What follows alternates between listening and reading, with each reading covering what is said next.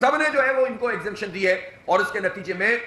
ہزاروں ارب روپے یہ لوگ صرف انکم ٹیکس کھا کر، چرا کر، ہڑپ کر کے بیٹھے ہوئے ہیں، اور کوئی پوچھنے والا نہیں ہے. کیپیسٹی پیمنٹ الگ ہے. تو بھائی آپ تنخواہ دار طبقے کو نچوڑتے رہو، ان مگر بچوں سے پیسے وصول نہ کرو، تو ایسے تو تماشا نہیں چل سکتا. لہذا پورے پاکستان میں سوائے جماعت اسلامی کے کوئی پولیٹیکل پارٹی پاکستان کے عوام کے اس مسئلے پر بات نہیں کر رہی، اور جنرل ایشوز کے اوپر کوئی سیاست نہیں ہو رہی، جس کے نتیجے میں سیاست بھی آلودہ ہو گئی. الحمدللہ جماعت اسلامی نے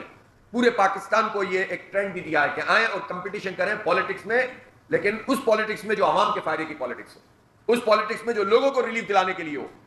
اس لیے نہیں کہ گالم گلوچ کریں، نفرتیں پروان چڑھائیں، ذاتیات کی، خاندانوں کی پروٹیکشن کی بات کریں، پارٹی پالیٹکس ہو، نہ اپنی پارٹیوں میں جمہوریت ہو، خاندان فیملی انٹرپرائزز چل رہے ہو، اور سیاست بھی چل رہی ہو. تو جماعت اسلامی نے یہ ٹرینڈ سیاسی اعتبار سے بھی الحمدللہ پاکستان